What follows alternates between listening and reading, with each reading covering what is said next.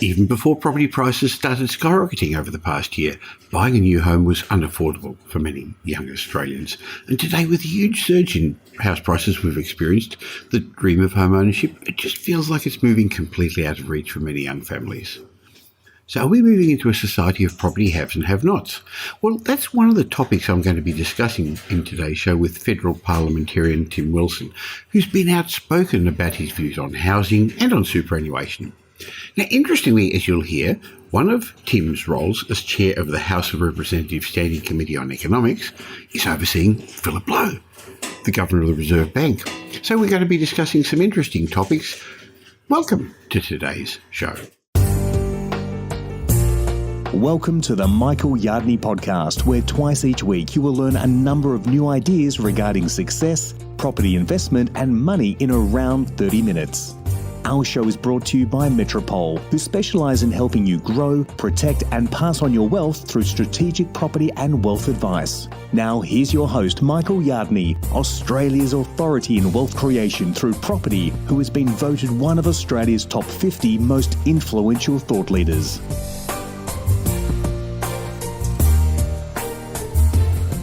In today's show, I'd like to talk about the future of housing and taxation with Tim Wilson, who served as Federal Liberal member for Goldstein since 2016, and he currently serves as chair of the House of Representatives Standing Committee on Economics. Now, look, I must declare, Tim happens to be my local member of Parliament, but I don't want today's show to be a political discussion. However, I'm interested in an insider's view of what's going on in the economy, and in particular with our property markets.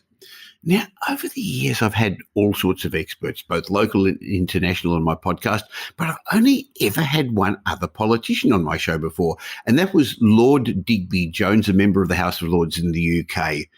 Now, Tim, you don't have such an illustrious title, but I know you've got an interest in policies, of tax, health, trade, energy. So I'm looking forward to our chat. Welcome, Tim. Well, thanks so much for having me, Michael. And no, I don't have such an illustrious title. In fact, many people start always by saying, the Honourable Tim Wilson. I have to say, I'm not even honourable except inside the House when I'm sitting in the House of Representatives. But as you go up the food chain, as it were, you may get that title. Look, I know you're passionate about home ownership and the economy, so I'm sure you're going to have some interesting views to discuss. But before we do, I think it's always important to understand who we're listening to and why we should listen to them, why we should listen to your thoughts and opinions. So let's start off with a little bit about your background, Tim. Tell us a bit about yourself and your journey to get into politics. Well, I got into politics because I'm passionate about the future of the country. Now, every politician will say that, and I don't want to take anything away from people who do say that, but I have a very clear hierarchy about my decision-making, which is my objective is what is in the best interest of the nation first, the community next, the party I represent third, and self always last. And it gives you a very good framework in which to approach public life because I'm a great fan of that quote by Ronald Reagan, which is there's no limit to what somebody can achieve if they don't mind who takes the credit. And it's really important that you're always focused on the national interest. And so I got involved in politics at the tender age of 18 when I joined my respective party and got involved. But over time, you go through journeys like everybody does in life. And I got involved with politics because of the context of the issues at the time. But then as I learned more about political philosophy and how that intersects practically with the real world, became very strong in my commitment to liberalism. And I need to make it clear, I'm talking about liberalism, not conservatism. We can talk about that if you want, or libertarianism, but liberalism, because I became interested in how is it you build a sustainable society and a good society that seeks to empower the totality of the Australian community. And so, I worked in politics for a while, and then did lots of other things, but worked in international aid and development. But in more recent years, worked for a think tank called the Institute of Public Affairs, and more recently, before being elected, served as Australia's Human Rights Commissioner. And I guess my interest in not just politics, but also the economy is what I'm ultimately interested in is power. And politics is all about power. Who has it and who is empowered to use it? We sometimes get lost in these discussions around left and right and Liberal and Labor and Greens and everyone else. Politics is about power. Every political philosophy and the ideas that inform our polity basically normally seek to empower the government to achieve a singular purpose, economically, socially, politically. I'm interested in how you break power apart, and that's what makes me philosophically a liberal, because liberalism is actually about breaking apart concentrations of power, whether it's the economy, so that we have decisions made based on price signals and through private ownership, politically, because we achieve it through things like universal franchise and voting at the ballot box and competitive federalism, so different levels of government competing with each other. But it's all about how do we break apart that power, and then how do we empower as many people as possible. And this is the kind of connection to home ownership, is the greatest manifestation economically, arguably politically, but also in terms of people's freedom and security to be able to decide their own lives, is actually really built on the idea of where they can own their own home. Not because it makes them an island, but because it builds that foundational position in which you can ultimately build a life. Well, it's part of Australian culture, isn't it? It's not the same overseas, but in Australia, people believe, I think correctly, that they have a right to own a home. So why are you so passionate about home ownership? Well, so I'm so passionate about it for exactly that reason. If you go and look through Australian history, and there are lots of interpretations of Australian history, I'm talking about obviously post-European settlement, there was always this kind of compact or contract with the public and governments, which was that Australia was going to be an experiment, that it wasn't going to take on the hereditary privilege of the UK in particular. So, you didn't get hereditary benefits just because you were born in the right family. If you worked hard, you were... That's how you become a lord, of course, like right. Big Jones that we spoke about a while ago. It was fascinating to learn all that. But you're right. We're different, aren't we? But more critically, there was going to be a democratic ownership of the country. And this informs our whole political ideal as a nation. It's a country designed basically on how to give people a good life and the opportunity to live a good life. And so the democratic ownership of the country through home ownership is critical for the sustainability of our liberal democracy and our political system and its capacity to meet people's needs. And so I'm very strong on it. And it's also the main vehicle that we distribute the wealth of the nation. So when people's property prices are going up, it's generally because the country is doing well, and so there's a direct investment in making sure that the nation does well. So it's that tension between the individual versus the collective interest, and it intersects very well through home ownership, while also, of course, being the basis in which you provide security for yourself and your family, and the empowerment of families to then go on and do things like set up small businesses and be even bigger participants than themselves. Well, that really showed last year when we were having all our challenges around Australia and the wealth effect of Australia's homes going up in value. You come home, if you can leave your home, and you actually feel more comfortable. You read the papers and auction clearance rates are high. Places around you are going up in value. It gave us some sense of security during these challenging times last year, Tim. Well, it does. But, I mean, we also need to realise that there's this gap. I own my own home and, I'm nearing towards even paying off my mortgage, which is even more exciting. But, of course, that assumes that you're in that situation. What's also rising is the gap for young Australians to be able to get into their first home. And I'm very interested in that topic because if you've got a social and economic and political system that's engineered around making sure that people can own their own home and enjoy the benefits of it, what happens when you get this stratification where young people don't buy into that? And you'll see a lot of the conversation today is generationally focused. And I wrote a book on this last year called The New Social Contract, Renewing the Liberal Vision for Australia, which talks about this kind of bifurcation or separation in society that occurs because you've got older Australians, and older, I mean people, broadly say 50 plus, who've had obviously a chance to do things like own their own home, accumulate wealth. And then you've got younger Australians who feel like they're being kind of locked out of that system because of the gap between their incomes and, of course, home ownership. And we can go through all the data. The Productivity Commission showed that since 2000, the only age group that's seen a reduction in wage rates and income rates has been people under the age of 30. while, of course, every other group has seen a maximisation of their wealth because of, and there are lots of factors that have driven it, the accumulation of superannuation, rising property prices, tax, which heavily favours capital over citizens.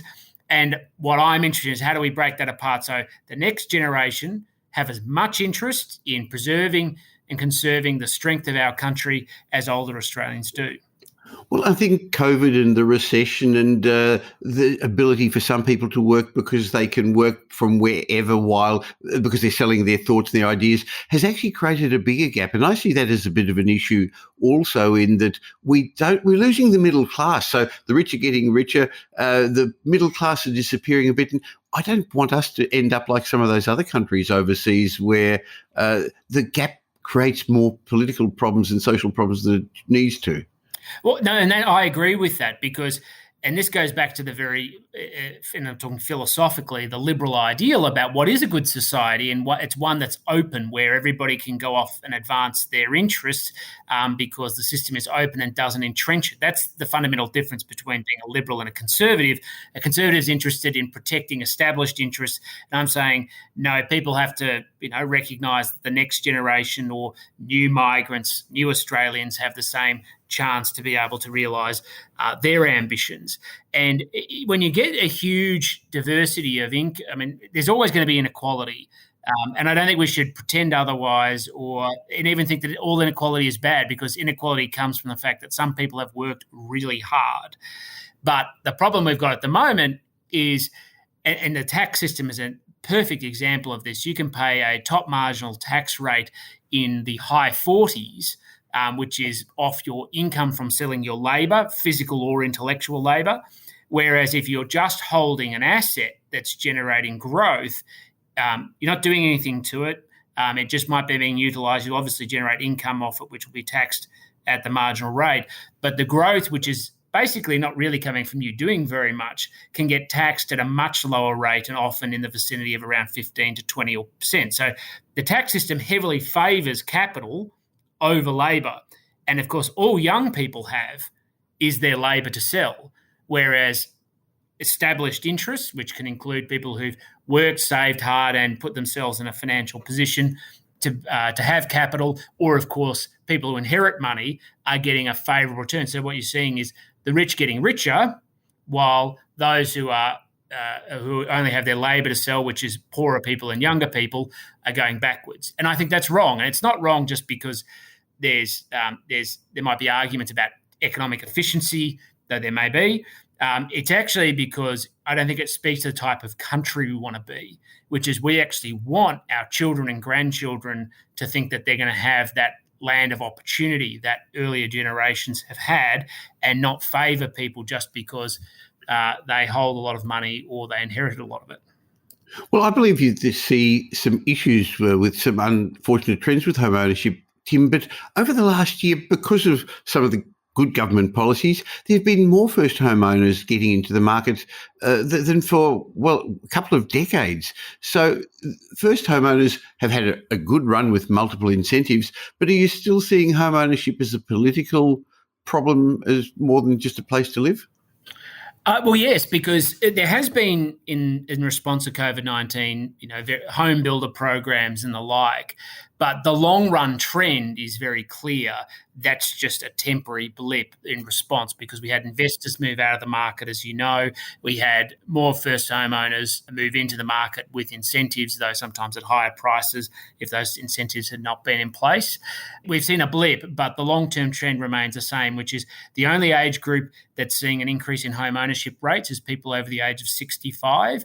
And even then, it's only in the top economic quintile of people over the age of 65, which, when you think about it, means that, and they hold most of the wealth of the country, older Australians, and we can go into data of that if you want, but it means that you're seeing a rise in home ownership rates only amongst those who are older or more wealthy, whereas the rates amongst young Australians is in free fall.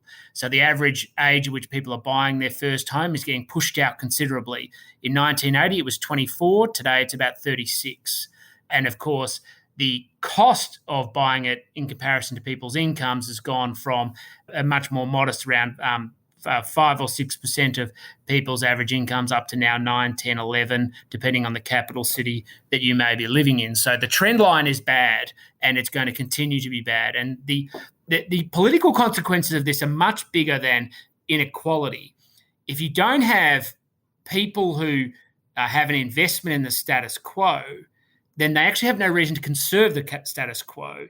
And if you go and look at what's happened politically in the United States and the UK after the global financial crisis, a crisis that hit them but we largely avoided, what's happened is you've got younger people with high levels of debt, off credit cards, etc., as well as, of course, their student loans. They think their tax systems are rigged against them, lower unemployment levels and lower home ownership levels. And you actually have a generation of people who think, well, the current system doesn't work for me, and we're heading in the same general direction, just not as fast a pace. And so much of what the book I wrote, and its very strong conclusion about the need to prioritise home ownership, is that eventually people will, if there's no sort of evolution to reflect their concerns as they grow as the largest voting base, you'll eventually get at least a soft revolution at the ballot box where people will want even more dramatic change. That might seem like hyperbole to people, but the reality is the largest voting demographic in Australia today is no longer the baby boomers. It's people, millennials between the age of 18 and 35. So their voice is going to become increasingly prominent at the ballot box. And if they think the system isn't working for them, then they're going to let it be known through the ballot box. And of course, the generation that follows them will only become a bigger section of the community as well. Well, clearly with the very, very low interest rates we've got, it's not as much the affordability of keep paying for your mortgage. The deposit gap seems to be the big issue at the moment. How do you save a deposit while you're living a reasonable lifestyle and paying your rent? Do you see any other barriers to home ownership? Yes, I mean, interest rates where they are at the moment make it a free lunch, frankly, for anybody who's holding debt, which includes me. I mean, it's sort of an absurdity at the moment, $28,000 or even less thereabouts annually for $1 million, but you've got to be able to get the $1 million in the first place. So that's where declining wages amongst people under the age of 30 does matter. If people under the age of 30 it's declining wages, then they're less likely to be able to save while paying rent for a deposit. But the other big one is superannuation. Now, this is when I raise this topic, people seem to, frankly, lose their minds sometime.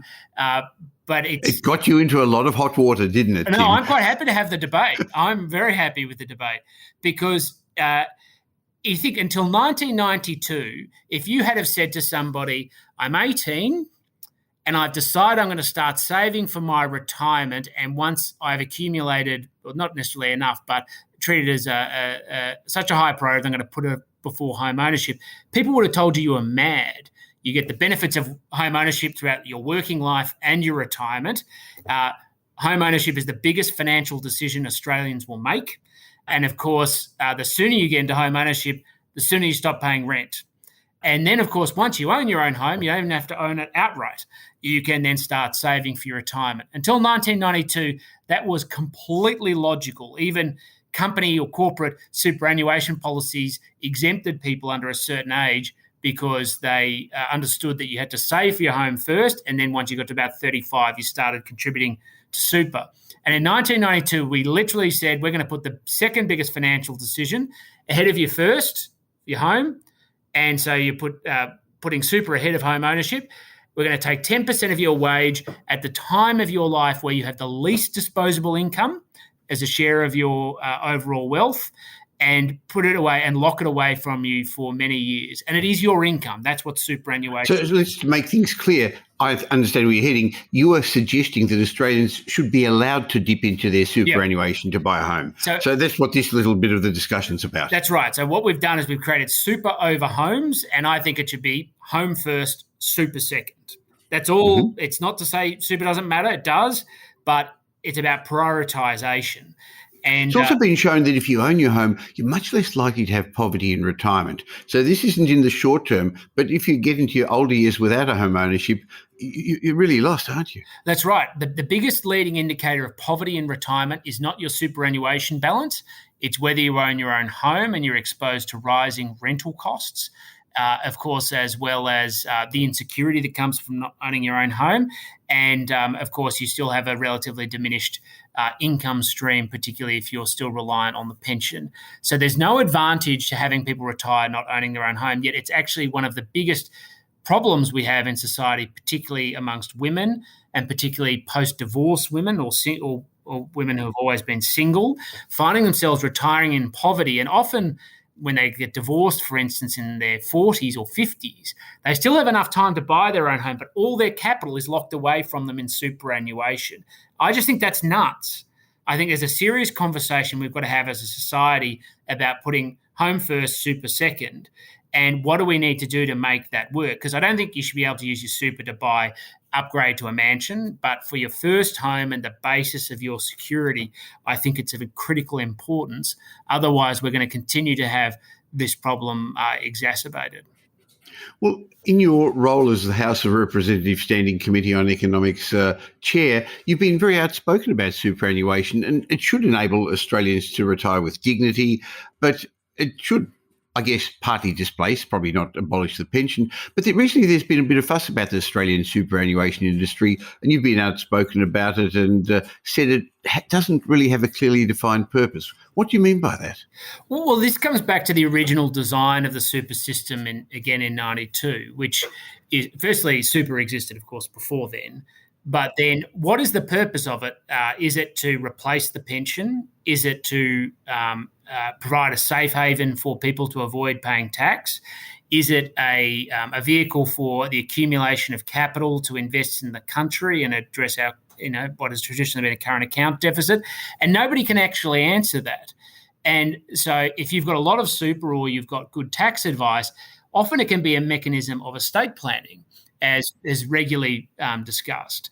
Whereas I would say that the primary purpose of super is to get people to buy out of the pension system, to remove the obligation, but that doesn't then mean that you can just accumulate unendingly money in super to buy out of it. So it's about getting to that core purpose, and then that sets the parameters, whereas instead people just look at it as an avenue, and quite reasonably, because it's what the law allowed, particularly in that period after 2002, is just to pile money into superannuation to minimise their tax obligation, which it does very successfully. But of course, it means it takes assets out of the economy, contributing to the overall wealth of the nation. The tax structures around super heavily favour, of course, those who are on higher incomes and higher tax brackets. That was very strongly brought out in the Retirement Income Review last year, and again only seeks to exacerbate this rich is getting richer, and while younger and lower income people don't get the benefits. So I think we just need to be clear. What is the purpose of super? My view is, to the extent it's there to support people in their retirement, which means replacing the pension, and then you would be able to make a lot clearer decisions, and everybody would be able to plan, frankly, more around the system, because they have a lot higher degree of confidence about how it was being approached by us politicians. So now every time we fiddle with super, it sends superannuants, quite rightly, or those who are near superannuants, crazy, because it fundamentally violates their sense of economic security, and they should feel that way. So let's get clarity and purpose so that everyone can move on with confidence. Now, Tim, over the last couple of years, wages haven't gone up despite the Reserve Bank's intention, the government's intention. Is these increasing rates of compulsory contributions to super, is that one of the reasons that employers can't pay more wages? Well, it is one of the factors, but it's not the only one. Wage increases have to do with productivity, of course, immigration and labour supply. But there are sectors of the economy where you have seen big wage growth, where demand, the natural factors, demand has been there, obviously, in terms of skills or education, etc. But there's plenty of sectors of the economy where wages haven't gone up because the skills still remain relatively low base, whether it's baristas or other service type jobs in the retail sector. You're seeing some demand and increases there now as a consequence of low immigration associated with the COVID-19 measures. But super doesn't help, because every time super goes up, it comes from people's wages, certainly both their wage increases. And in addition to that, we're seeing more and more contracts written, and I know people locally within my electorate, they write the contract saying if the super guarantee goes up, you see a decline in your pay. And a lot of people saw that on 1 July, and it was a bit of a wake-up call this year that people finally realised that super really is their money. I know, employing quite a lot of people in our team at Metropole, they actually don't see the super money as theirs. They see what they take home, they pay some tax on it, but they don't see that comes out of the employer's pocket either. So I guess there's two different points of view. Now, I'd just like to quickly talk about the economy because I know that's one of your interests. And fortunately, the pessimists were let down when Australia's last quarterly GDP figures came in at a 0.7% growth reading for the June quarter. Now, that was only the beginning of the time when COVID hit us badly and the lockdowns in Sydney and Melbourne. So it's very likely this quarter we're going to have negative growth, but we hopefully are going to miss the double dip recession of 2 quarters. But that's an old-fashioned technical way of discussing what a recession is. People are having trouble with their jobs, not working as many hours. Small businesses are suffering. Where do you see our economy heading? I think we're in difficult times because there's a difference between the headline data and what people are experiencing on the ground. Yeah. And this comes very directly as a consequence of the lockdown measures that have been introduced, where, of course, many small and medium businesses are effectively shut, while, of course, and I'm not criticising them, but Bunnings, Coles, Woolies, Officeworks remain open. So what you're seeing is this, and you saw this in the Jerry Harvey's profit announcement recently for Harvey Norman, which has just skyrocketed because, of course, there are certain businesses through their logistics and supply chain that can adapt very quickly to lockdowns, while small businesses that compete with them cannot, both because of logistics, because of access to stock, but also where they're even able to open, find themselves in a difficult situation. So I think we're seeing a huge concentration of wealth up to big corporates at the expense of small and medium businesses. And so I see us as in very challenging waters. The headline data might look good, but the human impact is very different.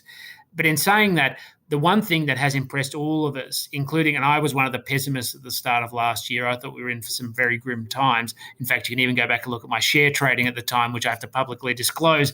And it was clear that I thought some things potentially could go very wrong. And I don't resile from that because it was based on the information at the time. We had this discussion now. I oversight the Reserve Bank, and so was raising these issues with the Reserve Bank governor. A lot of businesses have, particularly after the initial lockdowns, responded better and have found ways to navigate and remain open in those circumstances. But it still heavily favours the big boys, as it were, the big publicly listed companies or large corporates.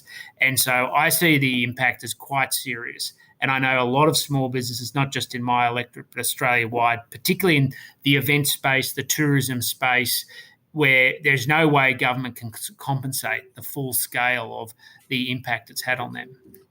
I feel sorry for the hairdresser underneath in our office building. I'm not going to have an extra haircut because I missed out last time, so I'm not going to catch up on that. I'm not getting an extra latte from the coffee shop next door, who only opened up in February last year in Bay Street, Brighton, in our electorate, when all this happened. So small businesses are having it hard, but it also shows the resilience of Australians. I think we should be very proud of how we're trying to get through all this and get through it together. Clearly, we're in the same ocean. We're not in the same boat, as you said. Some people, their boats are rising very nicely. Well, I think one of the things, can I just, Michael, interrupt on that, which is I think one of the most critical things is for those people who've been unaffected, and I'm in that camp as a politician, we've had no impact on our income, as have a lot of other people who work in the public service, is the burden and responsibility we have to support those and those small businesses. And it's a rhetorical point, but it's a fundamental one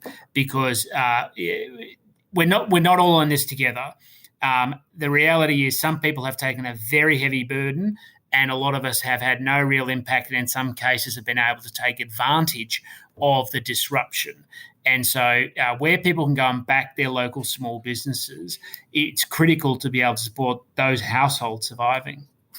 I think that's very important. And I know some of the people who aren't doing well feel that the rich property investors are greedy, but interestingly, only just 5 minutes before we got online, I gave another donation to Food Bank because I'm hearing how people are having trouble. Australians are suffering. So I agree with you. It's our responsibility to band together and help each other.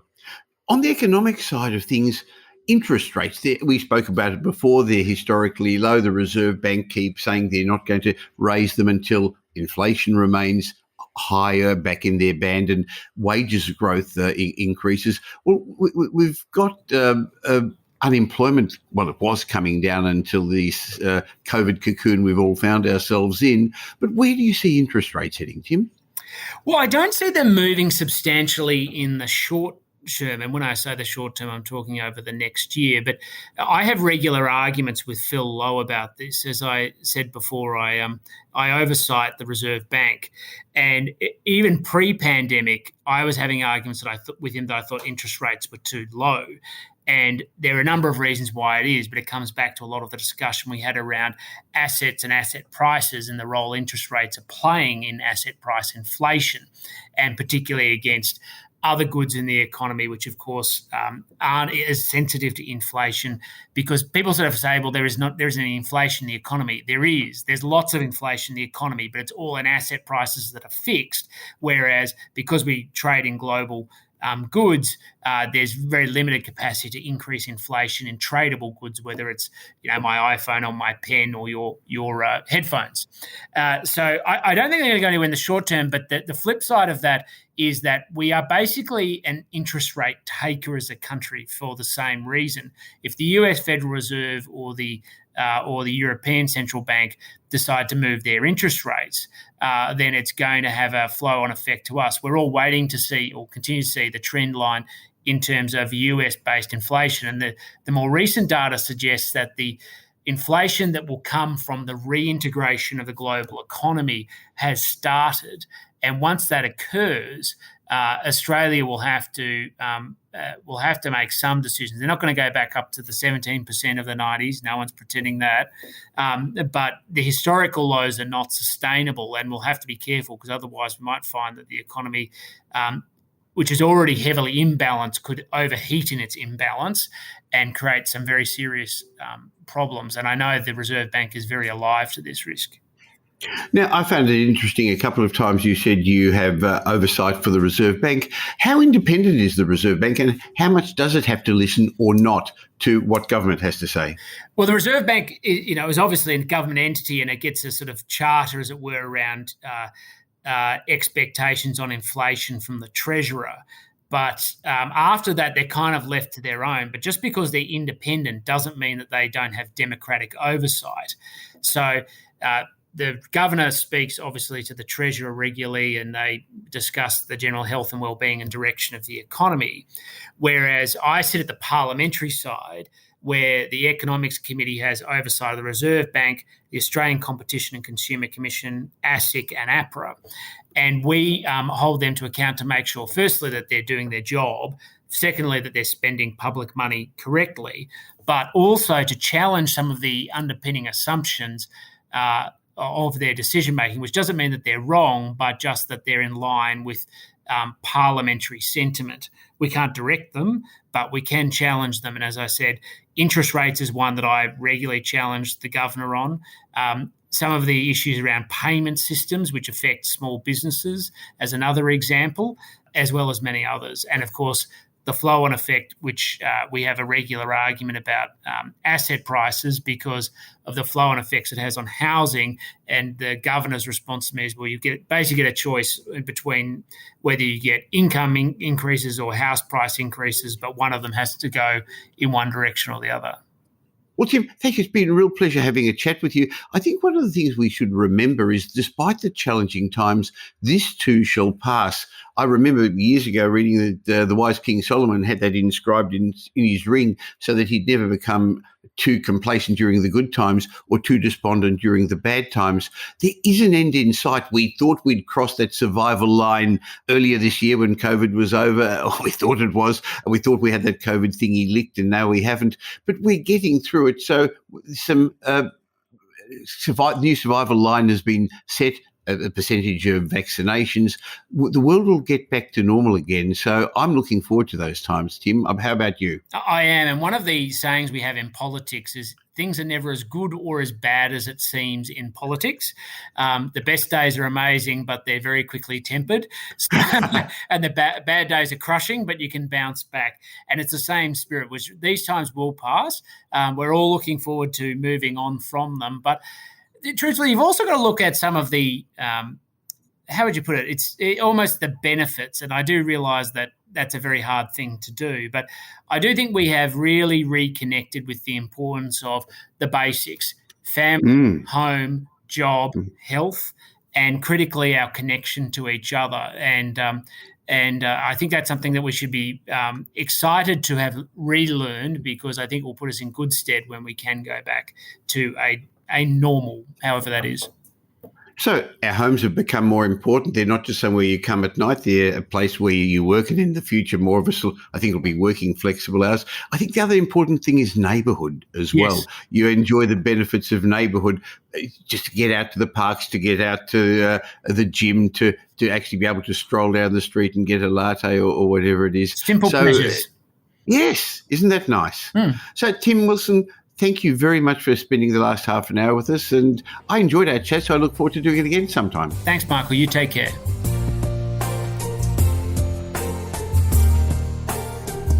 In a moment, I'm going to share my mindset message with you, where I'm going to explain that if you want to be successful, you're going to have to do the opposite of what most people do. But firstly, I hope you enjoyed my chat with Tim Wilson. And if you did, I've actually got a little bonus for you if you want to find out a bit more about property, success and money. If you go to podcastbonus.com.au, you'll be able to download a range of ebooks and special reports. Just my way of saying thank you for subscribing to this podcast. Hey, I hope you do subscribe if you're just a casual listener. Actually, iTunes now, or Apple, calls it follow rather than subscribe, because it doesn't cost anything. Why not catch me twice a week on these podcasts? Now, also, we spoke a bit about, with Tim, the difficulty and the challenges of affordability, but we also explained that some people are still doing very well at the moment and taking advantage of our property markets. And sure, the property markets are moving on, but not all properties are going to increase in value at the same rate. The rising tide doesn't lift all ships. So now more than ever, correct property selection is going to be critical. And if you're wanting some direction, some guidance and results, you can trust my team at Metropole to provide you with independent advice. So whether you're a beginner or an experienced investor, at times like we're currently experiencing, I believe you need a holistic approach to your wealth creation. That's what you're going to get from my team at Metropole. Go to metropole.com.au and find out how we help our clients grow, protect and pass on their wealth through a range of services. But it all starts with putting a strategic property plan together for you. So allow us to build you a plan to help you plan to become the person you plan to become. Go to metropole.com.au, find out about what we do, and I'd love to be part of your wealth creation journey. Now here's Michael's mindset message. Remember, a change in your thinking will lead to a change in your life. In today's mindset moment, I want to point out to you that to be successful, you're going to have to do the opposite of what almost everybody else is doing. To find success, sometimes you're going to have to dismiss common beliefs. You're going to have to do the opposite of what most people are doing.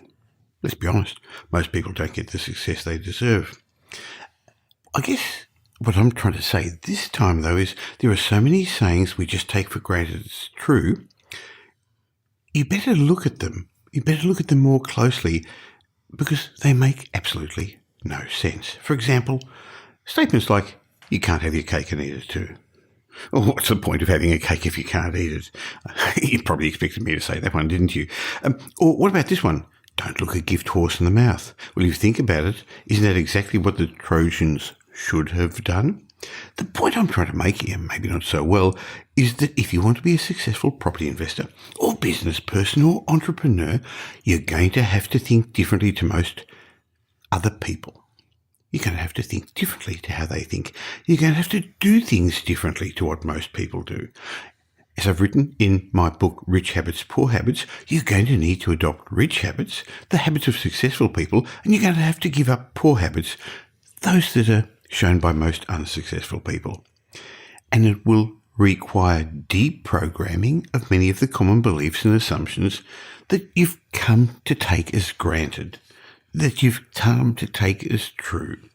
Anyway, today I'd like to share two of these beliefs with you, suggesting that you let them go. And the first one is put all your eggs in one basket. Common wisdom seems to suggest you should diversify your investments. But is that really correct? In my opinion, it's not. In fact, I remember reading Napoleon Hill's great book, Think and Grow Rich, many, many years ago, when he said that successful people specialise. They find one area that they're really good at, and they don't diversify. On the other hand, you'll find many financial planners tell you diversify. Why? Because if we put all your eggs in one basket and something happens, like dropping it, you're going to lose everything. But I've got a solution for that.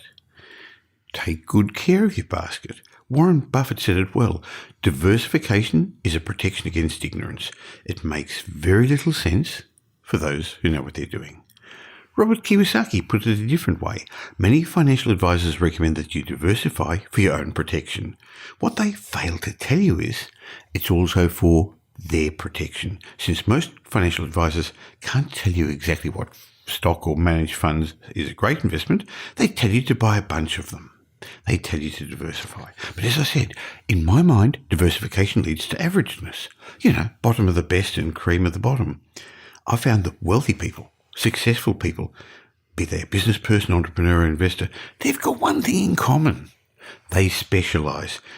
They all focus their concentration on one single earning activity. They eventually become exceptional at that one activity by continuously improving their skills, increasing their knowledge in that one activity. Despite the myth that's going around that it's good to have multiple streams of income, the wealthy very rarely engage in multiple earning activities. I remember one astute colleague of mine saying, if I try and do 5 things to earn money, I lose money in all 5 things, so I focus on doing one thing really well. So if you want to get rich, you've got to be great at something. And to be great at something, you've got to focus at doing that something. And that's where you put all of your eggs. Now, sure, in due course, you should diversify. Within property, you should diversify to different states or different types of property. I'm not saying that. I'm suggesting that businesses should have multiple streams of income eventually, but you've got to get to that point. Don't start off that way. So put all your eggs in one basket and look after it very, very carefully. The other myth I want to dispel in today's mindset session is always be on the lookout for new opportunities. Now, if you're like me, you're getting potential opportunities in your inbox every day. Opportunities like alternative investments, the next hotspot, the secret to success, the secret to untold wealth. I remember recently a client saying to me, Michael, I'm constantly coming across great opportunities. How do I choose which one to follow? In my mind, opportunities can be like obstacles if they take your focus away from what's in front of you right now. I've made more by saying no to perceived opportunities than by saying yes to them. I know it's exciting to chase the next shiny toy, but to become a successful property investor or successful at anything in business in your profession, you've got to do the same thing over and over again. You only become an expert by doing one thing 100 times rather than 100 things once. How do you know when you're an expert? When you can consistently get the same result in any market. On the other hand, you lose time and focus when you entertain new ideas, research them, find out a bit more about them. Next thing you know, you're scattering all your focus, scattering your energy. So choose one area you want to specialise in. Maybe it's property investment, maybe it's renovations, maybe it's your profession, maybe it's your business. Remember, there are always going to be lots of opportunities in any field. Make sure you're doing well with one thing. Become an expert at it. Get rich first, and then you've got the luxury of pursuing other opportunities. So the bottom line is, if you want to become rich, if you want to become successful, do the opposite of what most people do. I hope you enjoyed my chat with Tim Wilson today, and if you did, and if you got some insights into housing and you know somebody else who'd benefit from understanding these things, please tell them about the Michael Yardney podcast, or why not tell the world by leaving a review on iTunes or Spotify or wherever you listen to this. If you want to catch me in between these twice weekly shows, just look for me on social media, Michael Yardney, or join my private Facebook group. Just go to Facebook and look for the Property Update Facebook group. I look forward to catching up with you again real soon. In the meantime, have a great week. Make it a great week. Thanks for listening to this episode of the Michael Yardney podcast, which was brought to you by Metropole, who help their clients grow, protect and pass on their wealth through strategic property and wealth advice. If you like what you heard and don't already subscribe, you'll find us on iTunes or on your favourite Android app as the Michael Yardney podcast. Watch out for our next show, which comes to you twice a week, and you'll learn some new ideas about property investment, success and money in around 30 minutes. To get more of Michael's thoughts, go across to www.propertyupdate.com.au and sign up for his daily morning briefing, and you'll hear from not only Michael but a group of leading property success and money experts.